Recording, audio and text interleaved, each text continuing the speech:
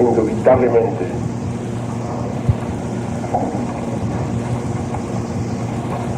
la humanidad, en vez de marchar, como se cree, por un camino evolutivo, muy al contrario, ha venido involucionando.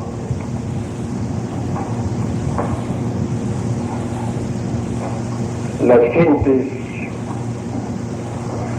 de la primera raza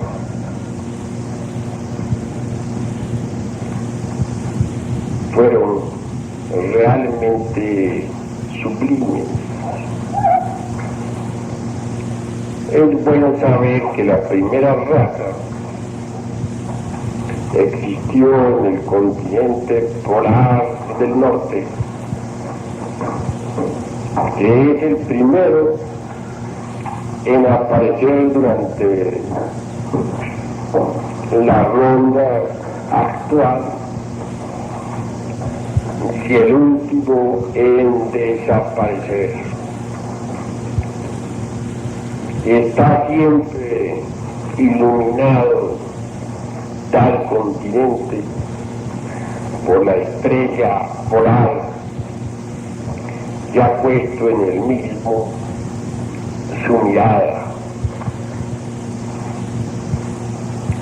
Esas gentes de la primera raza fueron andróginas,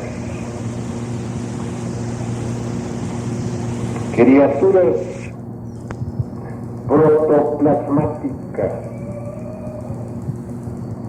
cuerpos gelatinosos. No poseían una estatura fija como la que tenemos actualmente. Podían asumir aspectos gigantescos, como también podían empequeñecer su figura hasta reducirla al punto matemático.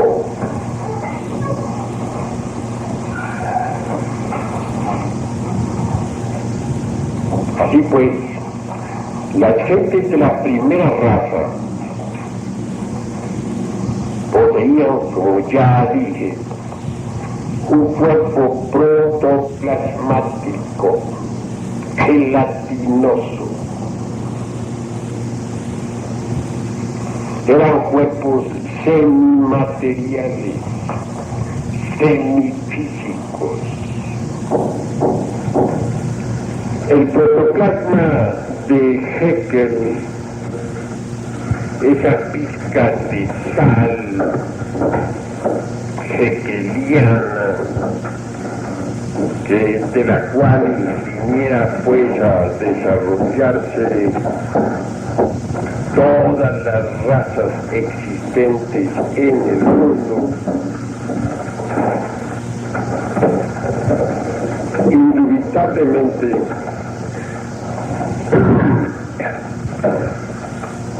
es trascendido por la raza protoplasmática. Haeckel intuyó, así como Darwin, de que las razas humanas venían del protoplasma. Pero, y ahí está precisamente lo interesante, no llegaron al meollo de la cuestión. La humanidad ciertamente viene del protoplasma, pero no en la forma haeckeliana o darwinista. Pensemos en una raza protoplasmática. Y entonces hemos llegado a la raíz de la cuestión. Podría inclusive objetárseme diciendo, ¿y de dónde surgió esa famosa raza? La respuesta sería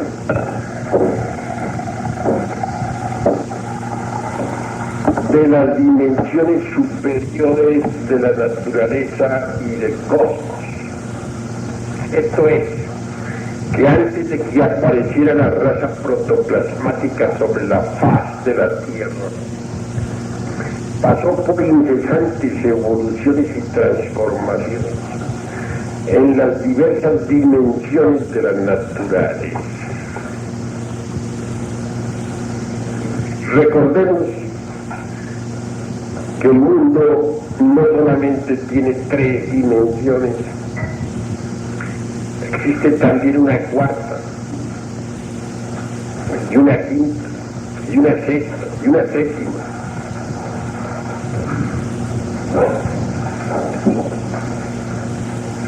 Más allá hay dimensiones elevadas como la octava y la novena. Así pues, antes de que apareciera la raza protoplasmática como tal sobre la faz de la Tierra, pasó por incesantes transformaciones y evoluciones dentro de las dimensiones superiores de la naturaleza.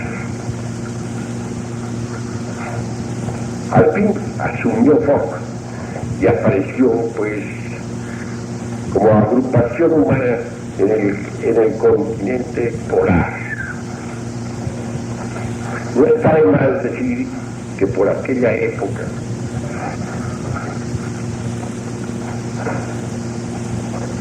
el continente polar no estaba situado donde ahora está situado. Estaba ciertamente ubicado en la región ecuatorial. Y es que la Tierra, además del movimiento de rotación, traslación, balanceo, palpitación, tiene otro, que es el de desviación de los polos o retrogradación. Los polos se van desviando poco a poco hacia la línea ecuatorial y el Ecuador se desvía a su vez hacia los polos. De manera pues que en aquella edad el continente polar estaba ubicado en la región ecuatorial. Incuestionablemente la raza humana, antes de pasar por todas las transformaciones y evoluciones que vinieron a mirar en una forma concreta en el citado continente, surgió pues el germen original, primitivo, elemental. Tal germen yacía entre el caos, dormitaba profundamente el caos. Mas conforme pasaron los siglos, eternidad, dicho germen, ingresando en procesos de manifestación cósmica, evolucionó, se transformó, etc., hasta venir a tomar la forma pues de raza viviente en el casquete polar del norte.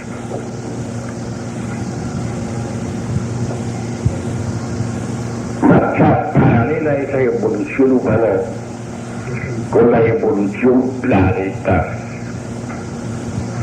Sabemos muy bien que nuestro mundo, Tierra, surgió desde el caos.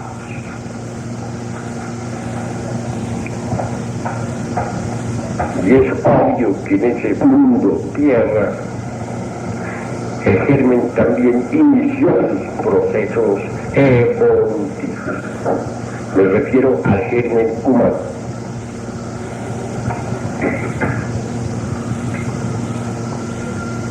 La raza protoplasmática plasmática, era una raza semietérica, semifísica. No necesitaba de caminar forzosamente, podía flotar libremente en la atmósfera circundante.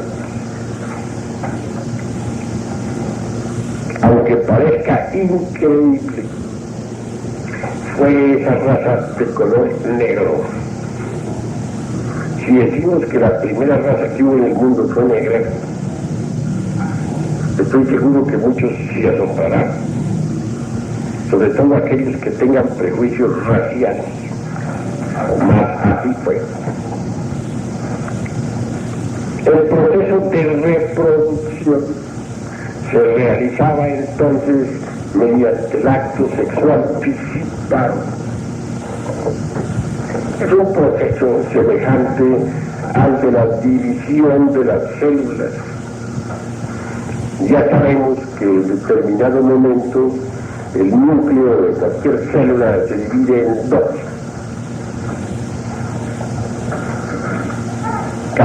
Cada parte especializa para sí mismo la cantidad de citoplasma necesario a fin de organizarse en forma de nuevas células.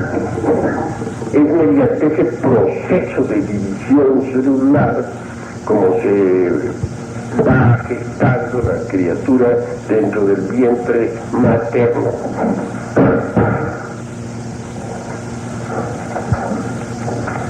Así, en determinado momento, el organismo padre-madre, dijéramos, el organismo andrógino, se dividía como la célula en dos.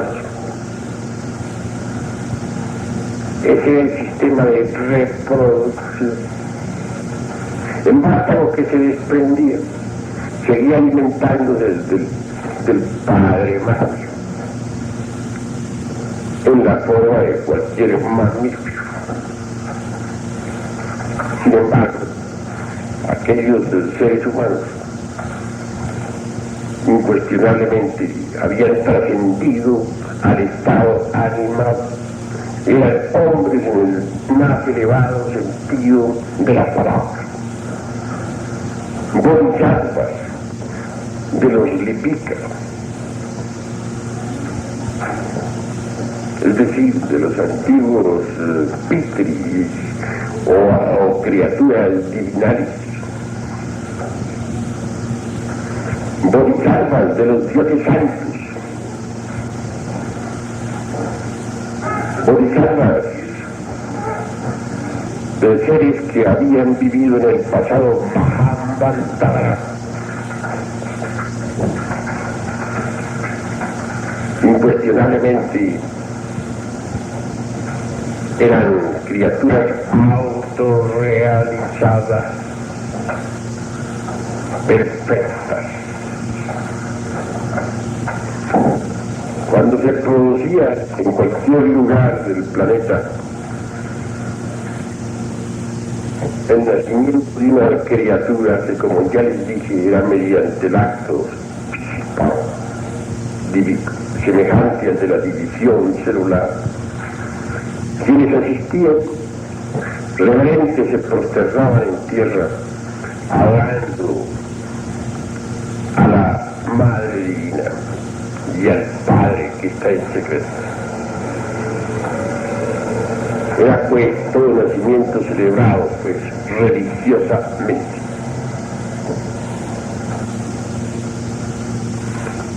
¿Qué pasó? El acto sexual piscíparo, que hoy ya no se usa, es verdad, pero continúa existiendo en la célula viva.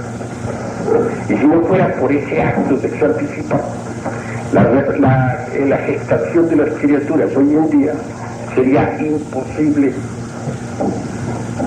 Afortunadamente las células se dividen en dos y mediante el proceso de multiplicación celular crecen los organismos.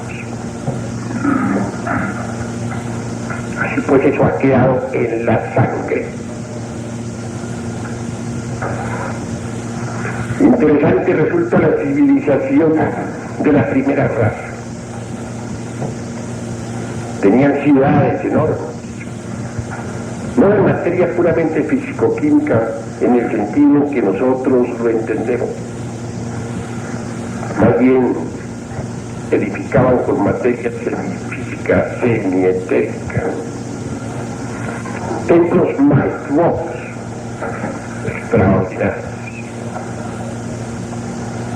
Por aquella época podemos decir que se conoció la auténtica masonería oculta, muy semejante a aquella que fundó el conde Gagliotto en París y en Londres. En vez de un PM, habían dos PM. Varón, el uno, varoneja, la otra. Podría decirse cómo si eran hermafroditas, si eran andróginos, pues sencillamente que aquellos que sabían poner a flote la parte masculina o femenina según las circunstancias.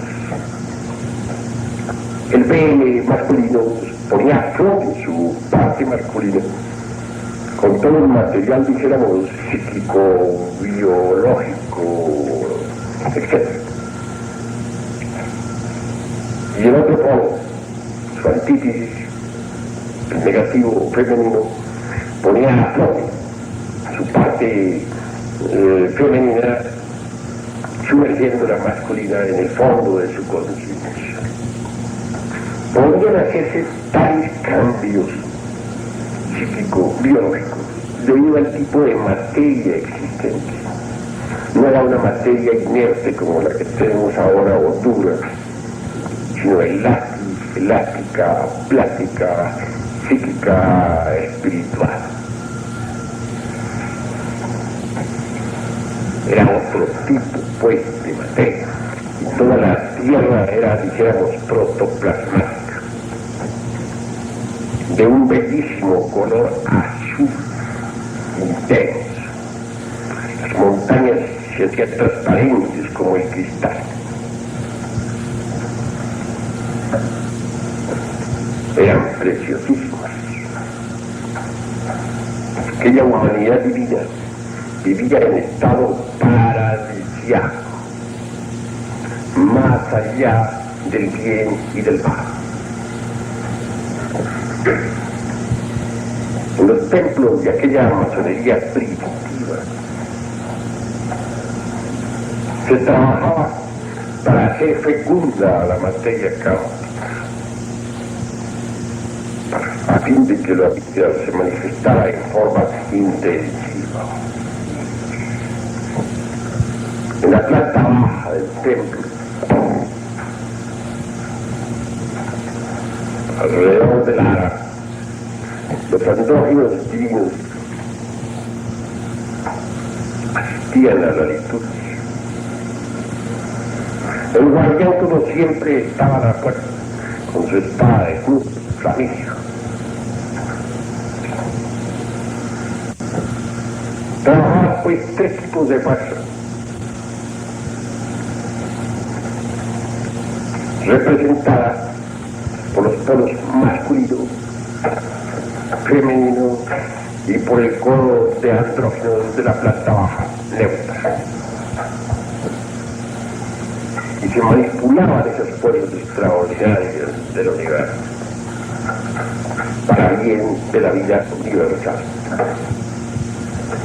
En determinados momentos de la liturgia habían cambios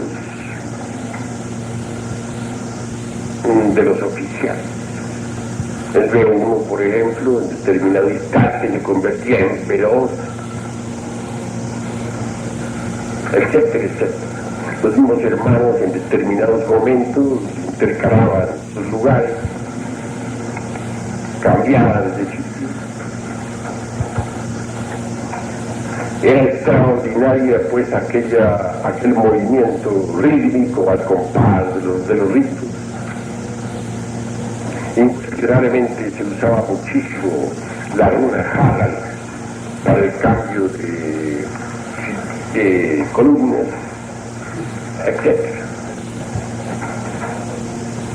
Se trasladaba realmente cooperando con la vida universal. En uno de nuestros rituales, decimos, recordar que en los antiguos tiempos los rituales eran negros. Hay que saber entender lo que eso significa. La vida entonces venía en procesos de descenso, desde lo espiritual hacia lo material. Por tal motivo, la simbología estaba de acuerdo con ese proceso de la vida. Se usaba, por ejemplo, el cáliz invertido, la ventana al revés, con la cabeza hacia abajo y las dos puntas hacia arriba. Todo cetro, toda vara se invertido. Diría que es magia negra. Hoy en día sí sería magia negra. Pero en aquella época, con eso se quería simbolizar el descenso del espíritu hacia la materia. Veníamos en bajada. Y había que simbolizar tal movimiento en alguna forma.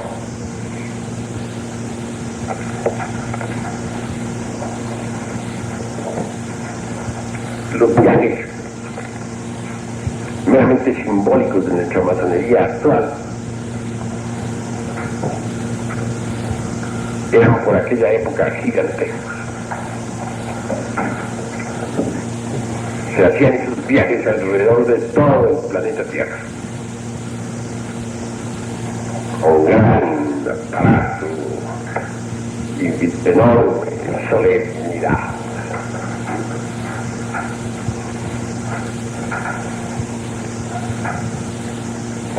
Todo era felicidad. No existía el dolor. Estábamos más allá del bien y del mal. En las épocas de luna llena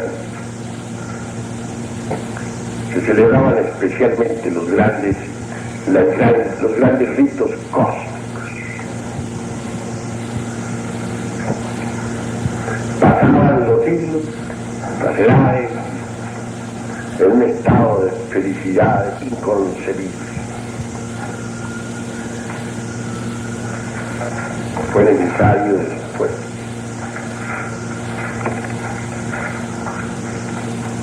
un gran cambio. Sucedió que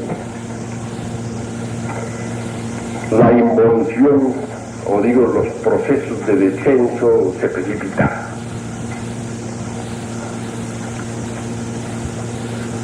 Aquellos cuerpos meramente gelatinosos se volvieron más bien gaseosos. Aparece entonces la gente hiperbórea, la segunda raza.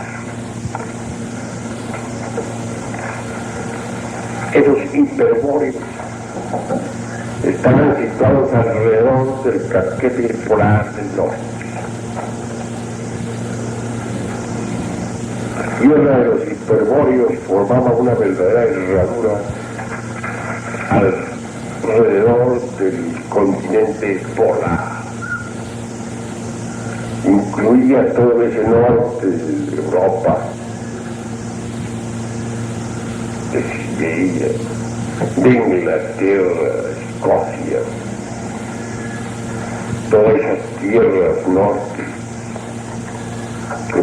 de Bretaña, en fin, que hoy en día todavía existen, aunque no en su totalidad. En esa tierra de los hiperbóreos vivió una humanidad con cuerpos ya más bien gaseosos, no meramente protoplasmáticos, un poquito más densos que el protoplasma. Todavía flotaban en la atmósfera. Es una raza que podemos decir que se reproducía mediante el sistema de brotación. Examinemos cómo brotan, cómo se reproducen los corales. Veamos cómo se reproducen algunas plantas por medio de brotes.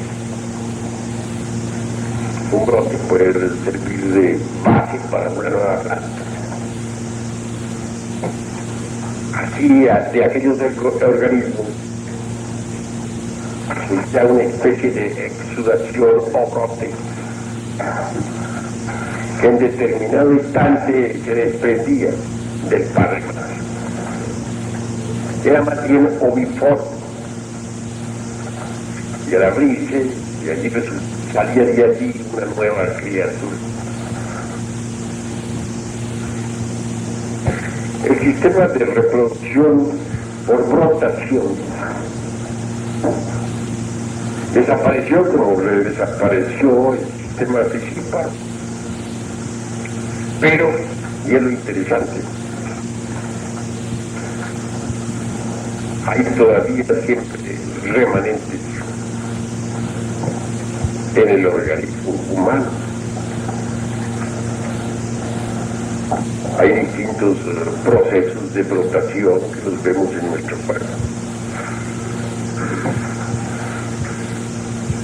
Pueden brotar, por ejemplo, durante el crecimiento, las uñas, brota el cabello, todo eso es brotación.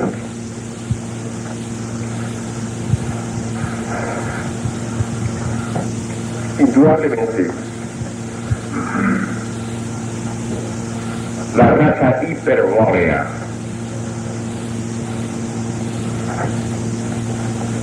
también tuvo su civilización, sus culturas.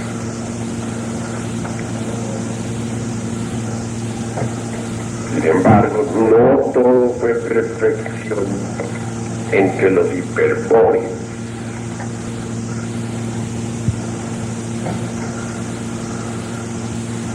Hubieron fracasos, sobre todo al final de aquella raza. Hubieron hombres acuáticos terribles y perversos, como nos dice la maestra Blavatsky. Aparecieron criaturas dijéramos, con apariencias monstruosas, productos de involución. Criaturas hubo, por ejemplo, aunque parezca increíble, que vivían entre las aguas, que tenían un par de alas para volar, que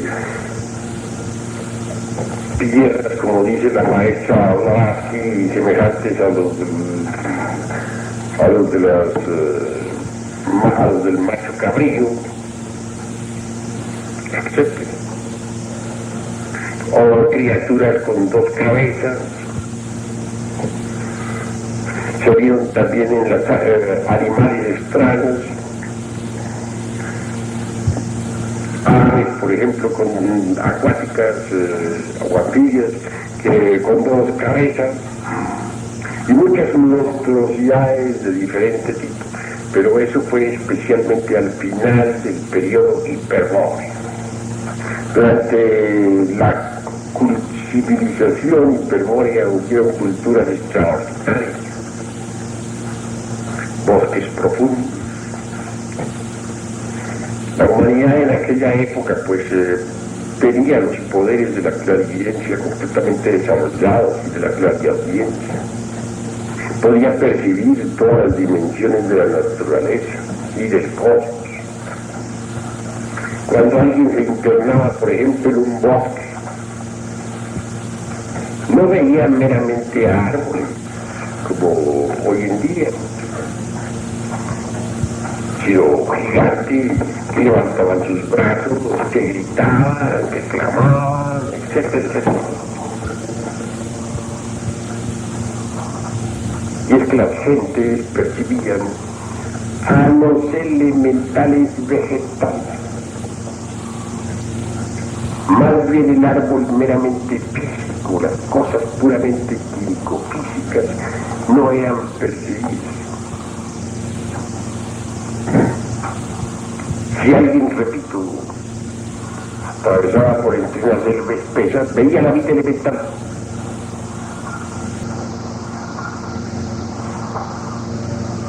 Si pasaba cerca grandes rocas,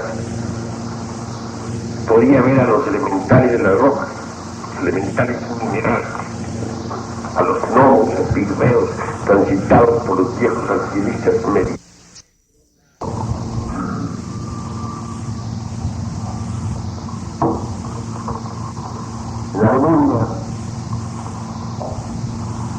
La humanidad fue ya propiamente dicho de carne y hueso. No quiero decirles a ustedes que los hiperbóreos no hubieran sido de carne y hueso en cierto sentido, pero todavía eran demasiado sutiles, aunque entre ellos no se veían tan sutiles como los podemos ver hoy en día nosotros.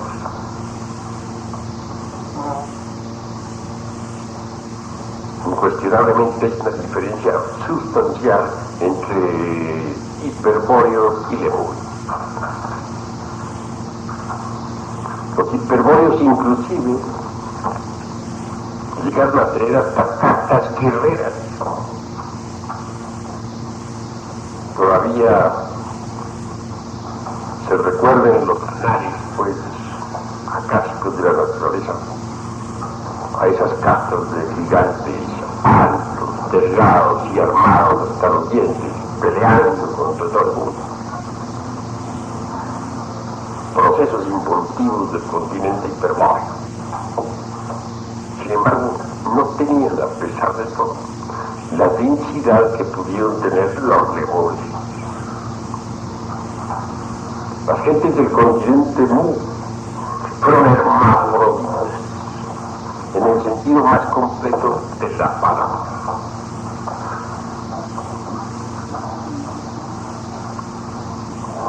Pues tenían desarrollados los órganos masculinos y femeninos a la vez.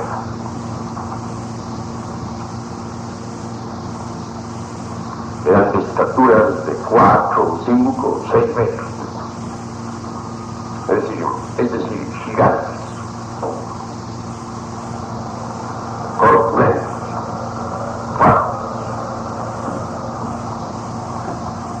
Los lemures se reproducían por gemación,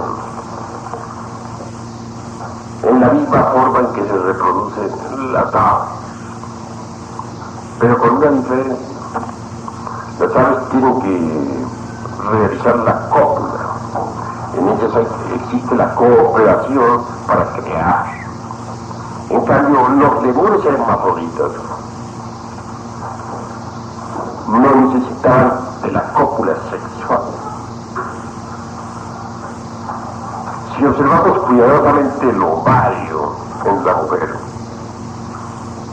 vemos que cada 28 días se desprende un óvulo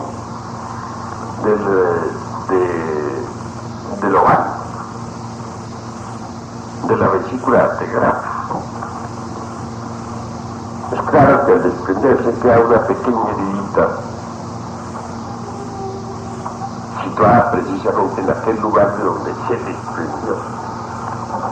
Entonces, de allí mana cierta cantidad de sangre, el menstruo.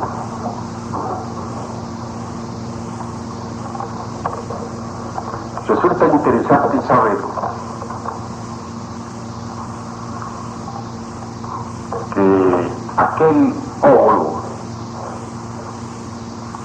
que se desprendía del ovario de los hermafroditas lemurios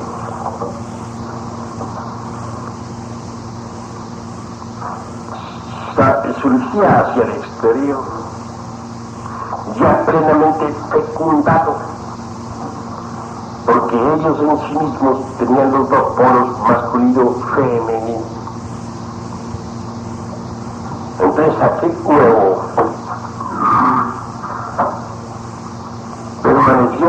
tiempo como el huevo de cualquier ave entre su nido.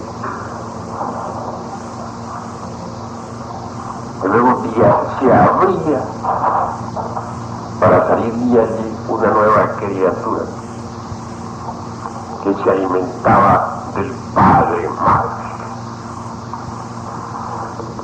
Era la época de la reproducción por gemación. Observen ustedes bien que hay una diferencia entre los tres procesos reproductivos: el piscíparo, el de protación y el de gemación. El piscíparo, que es el de la gente de la raza protoplasmática. El de protación, que es el de la raza hiperbórea.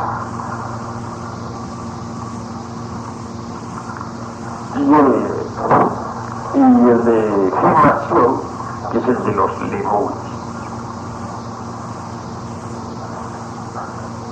Aquellos hermafroditas lemures tenían plenamente desarrollada la glándula pineal y percibían clarividentemente cerca de la tercera parte o la tercera parte, dijéramos, de todas las tonalidades de color que existe en el cosmos infinito.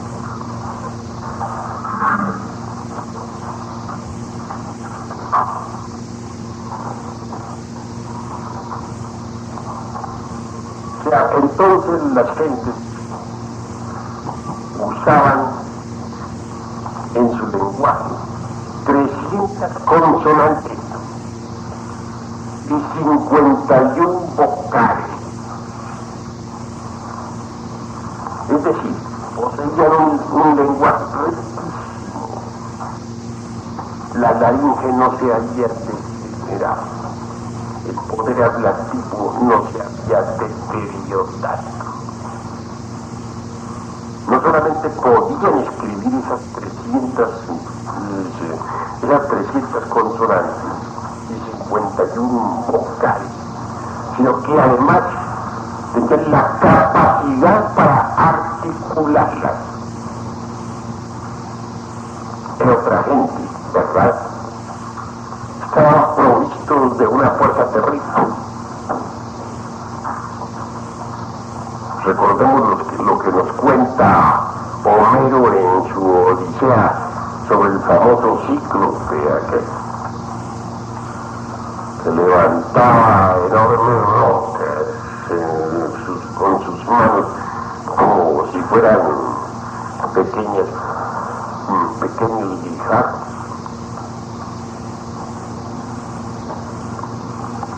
Ese ojo de los lacértidos, ese ojo cíclope, nosotros tenemos la facultad de la glándula clarividente, la pineal.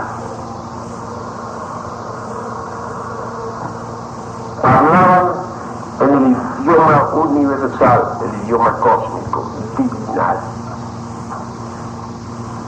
Todavía no habían aparecido todos estos idiomas de la tierra.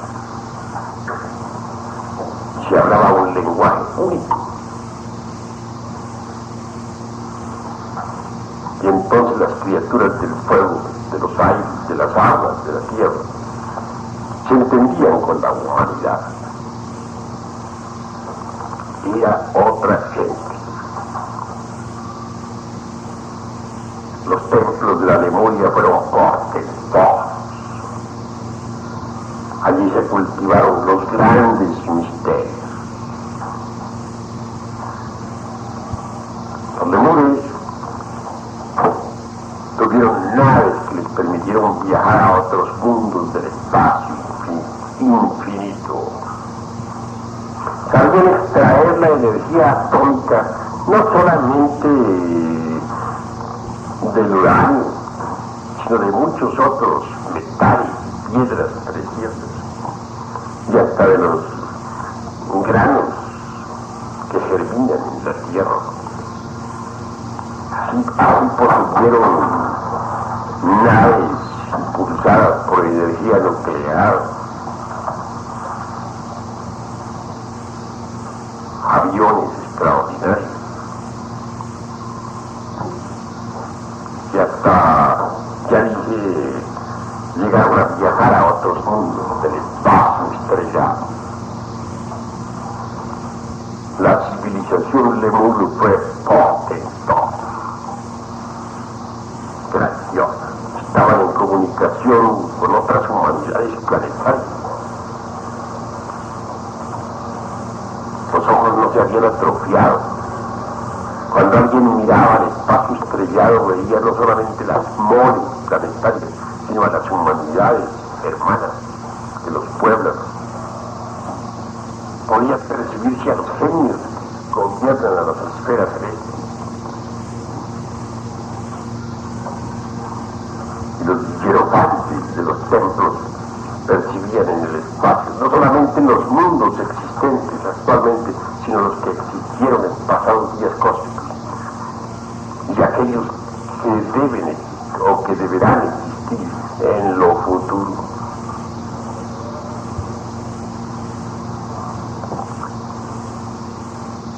Desafortunadamente, todo pasa. Poco a poco, las fuerzas solares y lunares, actuando, dijéramos, sobre la biología y sobre las ciencias humanas, fueron produciendo lentamente el proceso de separación en sexos opuestos. Algunas criaturas comenzaron a nacer con un sexo más desarrollado que el otro. A través de las edades y de los siglos, llegó el día en que ya fueron surgiendo, por aquí, por allá y acullá, criaturas unisexuales, ya objetos. Así se dividió la humanidad en sexos opuestos. Pero ese fue un proceso muy largo. Un proceso que no se realizó en 2 ni en 3 días, que requirió millares de años, y hasta millones.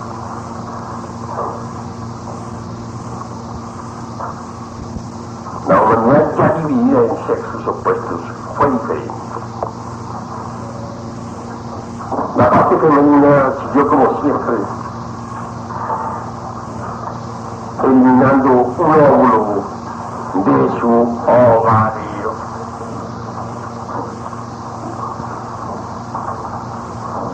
Mas ese óvulo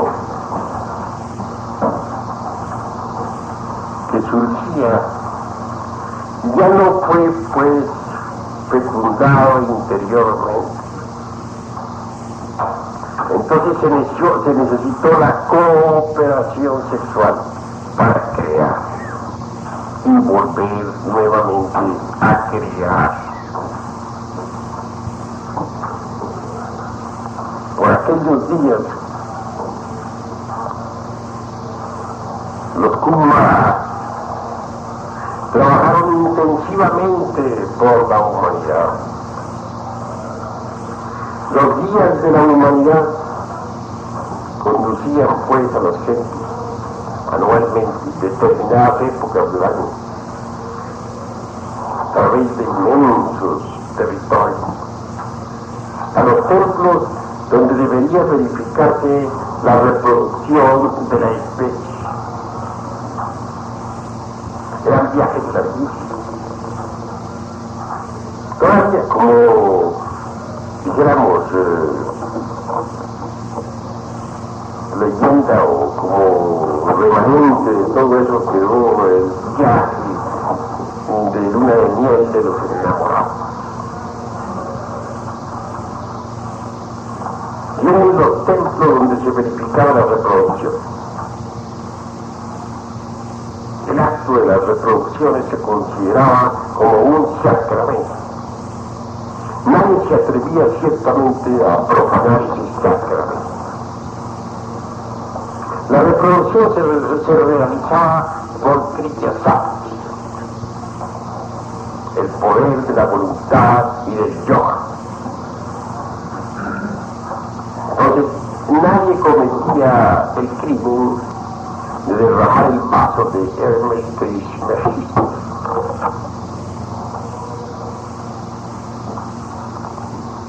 cualquier momento, durante la conexión del Lingam-Johnny, cualquier zoospermo se escapaba para hacer fecunda una matriz. Y así es como venían al mundo criaturas perfectas. No existía el dolor en el paz. Había felicidad por todas partes.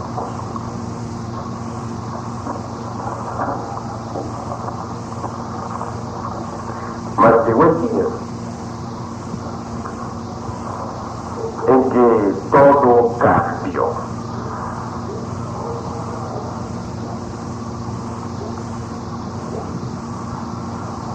Sucedió que la Tierra estaba inestable, es decir, las capas geológicas de nuestro mundo no poseían una estabilidad permanente. Entonces cierto individuo sagrado que viniera de otros mundos, encabezando a una altísima comisión, después de estudiar el problema, consideró necesario que la humanidad recibiera el abominable órgano Kundalini.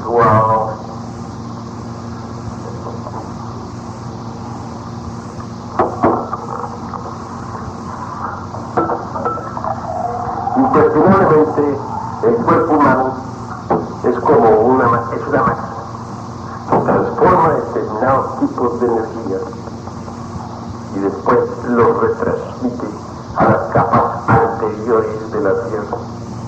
Si se hace cualquier modificación a esa máquina, los tipos de energía también pasan por dicha modificación. Al darle el abominable órgano fundamentador a la humanidad, el tipo de energía transformado se hizo demasiado lunar y pudo, es obvio, estabilizar la corteza geológica de nuestro mundo.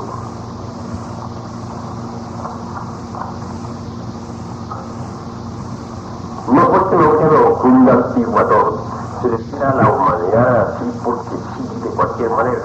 No. Aquellos seres inefables, es obvio que debieron entendérselas muy bien con la mónada de cada sujeto y con las mónadas en colectividad, a fin de que las mismas permitieran una mayor libertad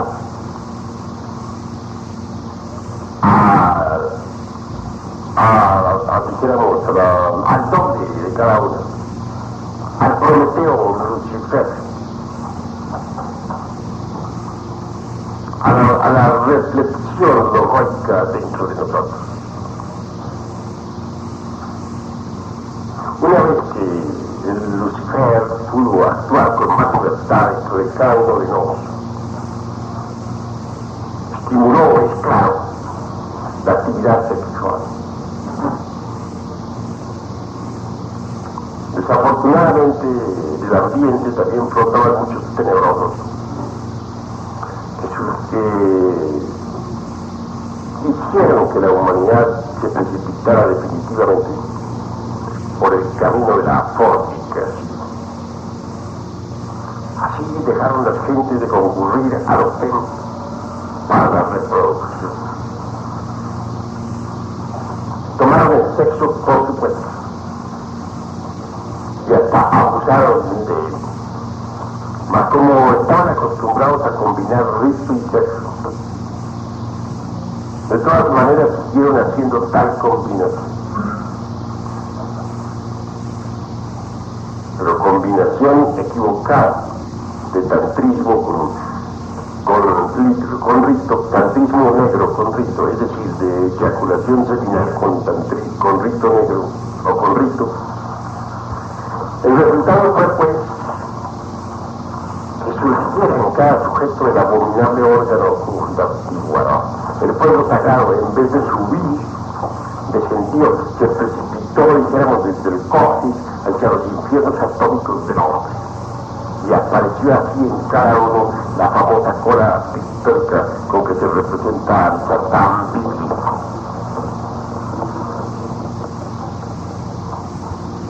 Se estabilizó la corteza geológica del mundo, claro. Desafortunadamente los resultados fueron nefastos.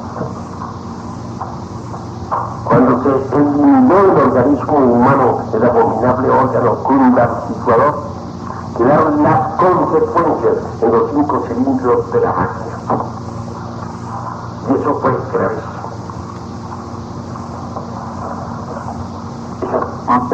Esos pésimos resultados o secuencias son los distintos defectos psicológicos que cargamos dentro. Así fue como vino a quedar en nuestra naturaleza una segunda naturaleza de tipo sumergido animal. Y la conciencia es obvio de que debemos fracasar en esa segunda naturaleza. Obviamente la humanidad cayó en el error, en la equivocación, en el fracaso. Y así está hasta nuestros días. Por los últimos tiempos de la Lemuria, hubo mucha magia negra. Muchas escuelas se dedicaron al magismo de la mano izquierda. Se abusó de las leyes naturales y poco a poco, a través de 10.000 años de terremotos, la Lemuria se fue hundiendo entre el fondo del Pacífico. Surgió después la Atlántida. A medida que la Lemuria se iba sumergiendo, la Atlántida iba surgiendo.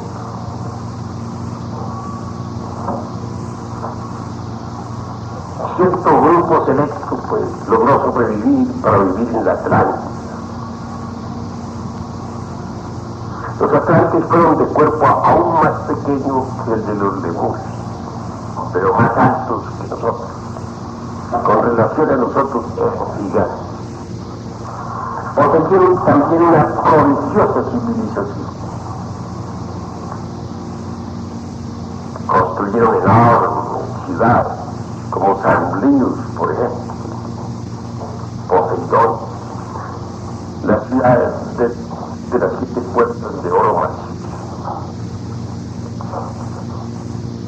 La civilización atlante fue gigante, pero máquinas extraordinarias. Las naves cósmicas descendían constantemente en Sanglius, tenían allí aeropuertos especiales. La humanidad atlante estuvo en comunicación con los dioses. Se usó también la energía atómica ya para poder mover sus carros o para impulsar sus naves aéreas o marítimas. El alumbrado era atómico. Se llegó a un grado de cultura al cual ni remotamente hemos llegado nosotros todavía. En materia de mecánica, ni siquiera les damos a los pies a los atlantes. Aparatos prodigiosos. En algunos lugares del mundo todavía se conservan en secreto ciertas máquinas atlánticas. No se les entregan a la humanidad porque esta abusaría de las mismas. Hay que mantenerlas en sitios reservados. Solamente las conocen los adeptos. Desgraciadamente los atlantes se precipitaron por el camino de la magia negra en los últimos tiempos. Se volvieron hechiceros y perversos. Y fue necesario, pues, que ese continente fuera tragado por las aguas.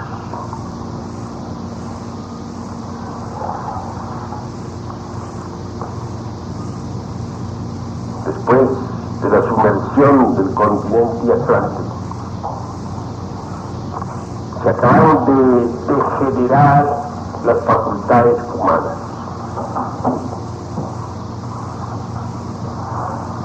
La vista ya no alcanza a percibir ni remotamente la cantidad de colores que los antiguos percibían. El lenguaje se volvió pobre. Hoy ya ni remotamente podemos pronunciar siquiera 100 vocales.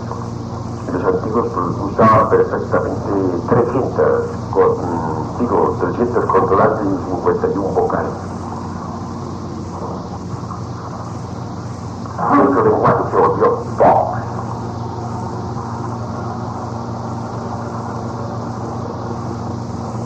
Después de la sumersión de Atlántida, la raza humana se empequeñeció todavía más.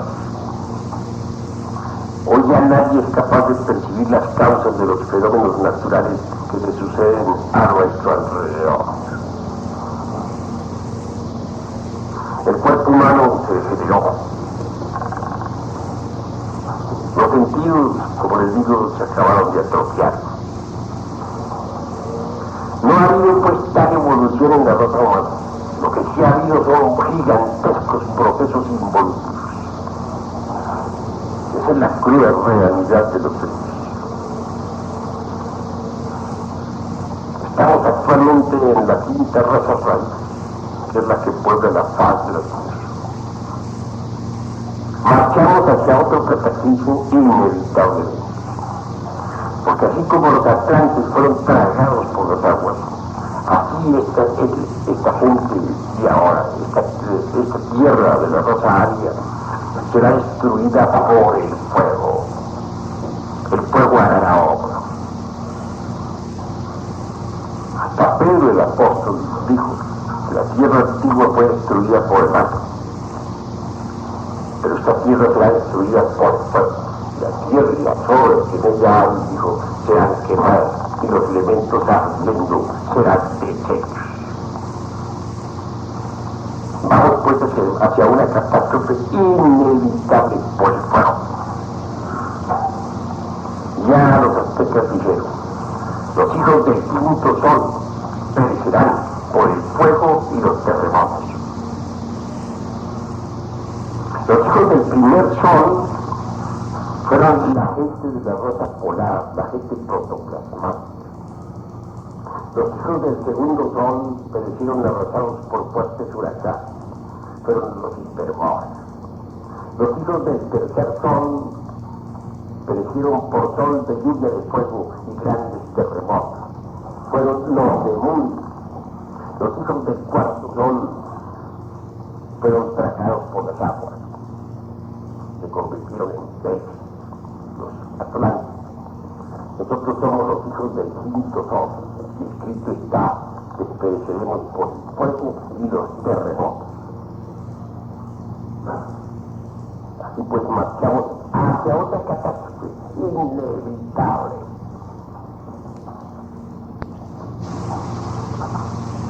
Después del gran cataclismo que se avecina, la Tierra pasará por una gran transformación y habrá una sexta raza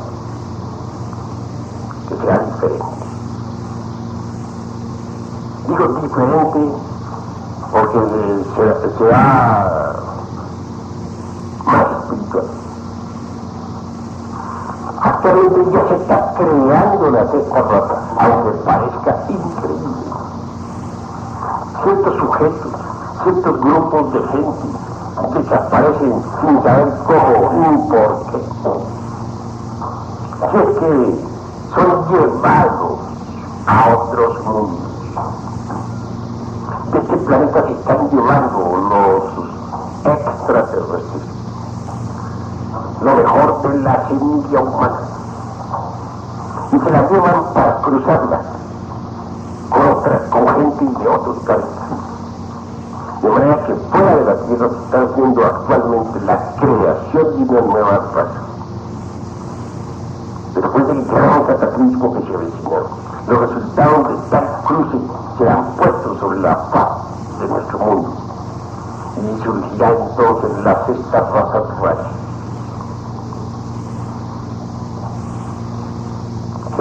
cosa diferente. Los hijos del sexto son serán distintos, así como los hijos del quinto son marcan la muerte de los dioses. Los hijos del sexto son significan la resurrección de los dioses. Volverá a rendirse culto a los dioses. Se abrirán otra vez las escuelas de misterios públicamente. Surgirán de nuevo las grandes civilizaciones esotéricas. Resucitarán a la luz del sol.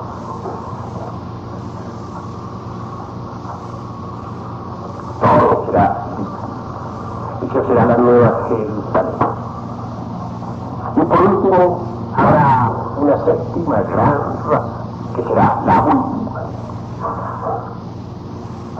Así pues, para todo planeta que vive en el espacio, existe un plan de 7 razas.